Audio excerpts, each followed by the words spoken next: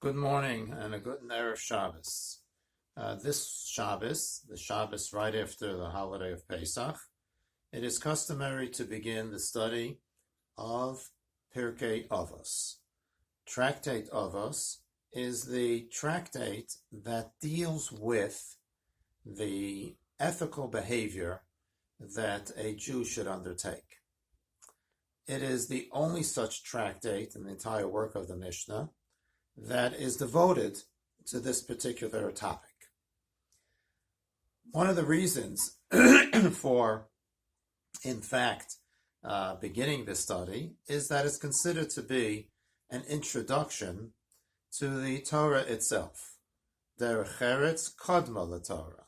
An appropriate ethical behavior is an introduction to the Torah. And Shavuos, which is the holiday that is linked to the holiday of Pesach, we are counting the days now leading up to the holiday of Shavuos, commemorates the giving of the Torah to the Jewish people. As such, it was deemed appropriate to be studying this particular tractate in anticipation of our reaffirmation of the acceptance of the Torah.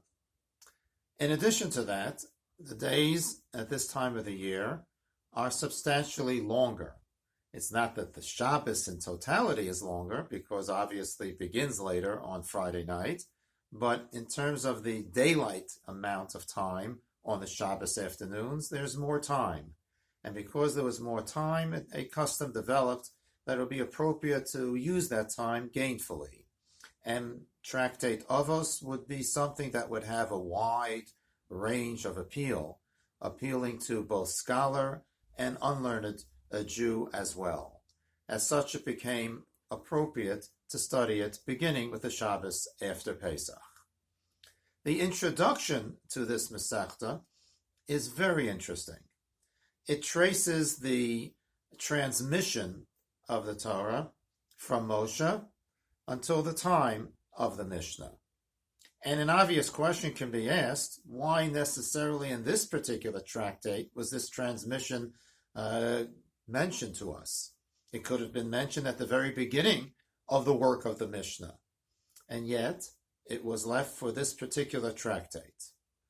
Many commentaries suggest that this was done necessarily with this particular tractate that deals with moral issues, because when it deals with the ritual, shall we say, or the commandments of the Torah in terms of religious behavior, you might have said that, well, that obviously comes ultimately from the Almighty. But when you're dealing with ethical rules and proper respect one for another, that we don't need to have an original religious source that comes from a divine entity. We could simply say that human beings themselves could come and make up a philosophical appropriate behavior that we would abide by. But it isn't that way. And this too has its source in ultimate giving of the Torah. And that's why the transmission was mentioned at the beginning of the tractate.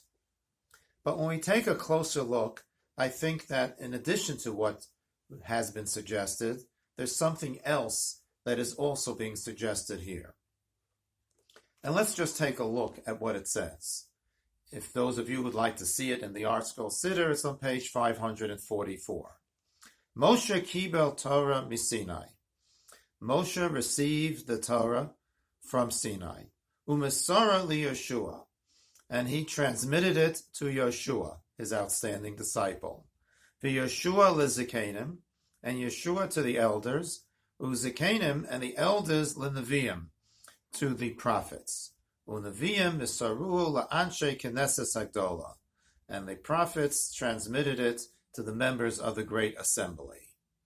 If you take a closer look at this brief introduction, which delineates for you the transmission, it has them actually broken into different eras.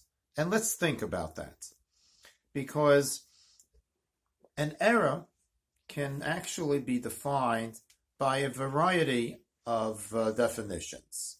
You can have an era by virtue of something being geographical. Let's say before and after the discovery of America. People then who lived in Europe previously began to settle the United States. It can be also an event, before and after the Civil War, let's say, before and after World War II, and how that event changed things. It can be a change in government during the time of the Tsar, and then during communism, and before and after the fall of communism in the Soviet Union. It can also be advances in technology. Before the automobile was invented, and that would be something like the horse and buggy era, and afterwards it's post the advance in technology. All of these things can be utilized as ways of defining and giving parameters for a particular era. But when we deal with Torah, we're dealing with an era that is a reflection upon spiritual greatness, and then, unfortunately, a lessening of that greatness. When the Torah was first given to the Jewish people, it was a remarkable revelation on the part of the Almighty. And the Jewish people received that Torah and heard directly the voice of the Almighty. It was frightening to them. And after hearing the first two of the 10 Commandments, they approached Moshe and said to him, "You have to be an intermediary for us." It was just so frightening and so overwhelming that they couldn't bear to hear it directly. And so Moshe then taught it to the Jewish people and primarily transmitted the Torah, especially the oral law, to his outstanding disciple and the one who would take his position after the passing of Moshe, Yehoshua. And Yeshua then transmitted it to the Zikanim. But that's a very long period of time. It's a period of time that approaches being 4 centuries. And the Zikanim to the Nevi'im. And that's also a very long period of time, more than 5 centuries. So what we have here is eras being defined for us as they are more and more further away from the original giving of the Torah. Because the further away we are from the giving of the Torah, the less of a great spiritual effect does it have on us. To this day, it's that way. If a person is asked to do something, a dvar mitzvah, he's asked by, the rabbi calls him, let's say, to help make a minyan, and it's the day after Yom Kippur. Of course he'll do that. Yesterday was Yom Kippur. Every Jew is moved by Yom Kippur. But if it's a couple of months later and it's Hanukkah time, well, then he might make up an excuse already. What's the difference? The difference is he's further away from the spiritual experience of Yom Kippur. And for the totality of the Jewish people, the further we are away from the original revelation of the giving of the Torah at Har Sinai, the more we are not quite on the same level as we were beforehand. And this is a major difference compared to the way the rest of the world actually looks at advances. The rest of the world sees the world advancing, becoming smarter, more educated, and therefore better. We don't see it that way. We see previous generations as being greater than us. When the Amoraim of the Talmud decided that they would not argue with rabbis of the Mishnah anymore, that was because they felt they weren't as great as the ones previous to them. And the same also with every era. When prophecy ceased to exist amongst the Jewish people, approximately 40 years into the second Beis HaMikdash era, once again people recognized that there were no prophets among us anymore. And that ultimately, therefore, was a recognition of people who lived beforehand being greater than them. This really is also a reflection of how the world looks at not just advances in technology, but just in the development of human beings. The first human being was actually formed by the Almighty, and therefore a great one. Afterwards, It wasn't God's, so to speak, personal involvement in molding the human beings. And they're not as great. This is much different than a perspective that a great part of the world, if not the great majority, believes. I once heard a story from a Russian immigrant, Mr. Radzaminsky. He got stuck in Indiana. His truck broke down. He was a trapper. He had come from the Soviet Union, immigrated to the United States, and he lived in Minnesota. And he used to trap animals and then sell the fur. He got caught once in Indiana because his truck broke down, and the part that they needed was going to take some time to come. And so he ate at my home on Rosh Hashanah. He told me a story that when he was a little boy and he was going to school in some forsaken little town in the former Soviet Union, how they had sent a loyal card-carrying communist member to be the teacher in what he described as being a rather small school. And there were only 2 Jews in that classroom, I believe. And the teacher was teaching the theory of evolution. And there was a boy there, his friend, and that didn't really accept what the teacher was telling him. And so he raised his hand and he said, "That's not what really happened.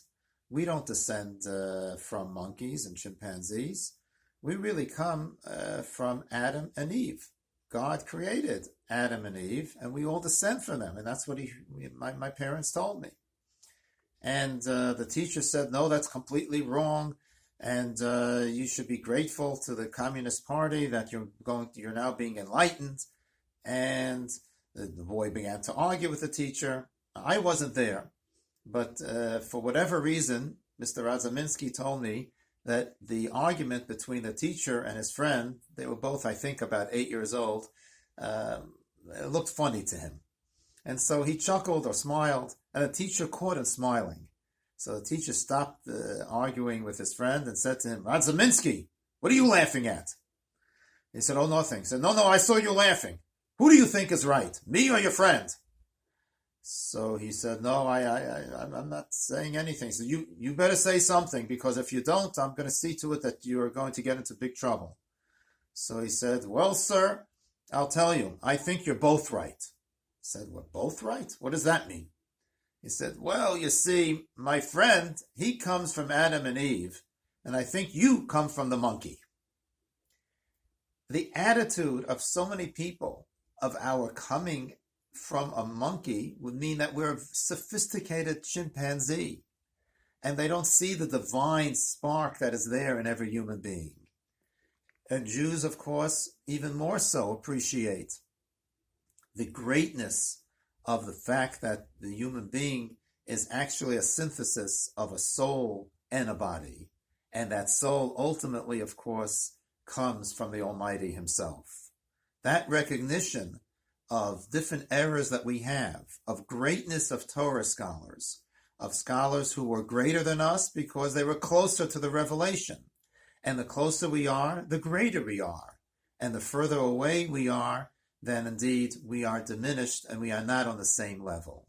It's much different than a perspective of the world who thinks that we know better today than we used to. Rabbis would feel that older rabbis and the previous era and a previous generation knew more. And perhaps that's part of the meaning of the introduction to this tractate. It's not just to tell you that what's being taught in terms of ethical behavior has a divine source, but it's also that each and every era has a premise of being greater than the eras that follow it, than to the era that we are in right now. And we look back and we see giants, and we don't see ourselves as being smarter. On the contrary, we defer to the judgment of our more senior representatives, more senior scholars, and more senior great Jews, for indeed they reflect a wisdom and a holiness that is not so discernible as we continue to go on in the chain of transmission. And so the period of Moshe, that was not the same as the period of Yeshua. And Yeshua and the Zikanim were not the same either. And the Zikanim later on, when it comes to the Nevi'im, as great as they were, would also recognize the Zikanim as being greater than them. And the Anshe Knesset Agdola would surely recognize the Nevi'im as being greater. To this very day, we look at works and commentaries and recognize that the authors of those works are greater than what we have today. And that recognition allows us to become smarter in a very meaningful way, in a way that allows us to appreciate the transmission of Torah for all eternity. I hope this finds you well, and I hope you stay safe and stay healthy. Have a wonderful and inspiring Shabbos.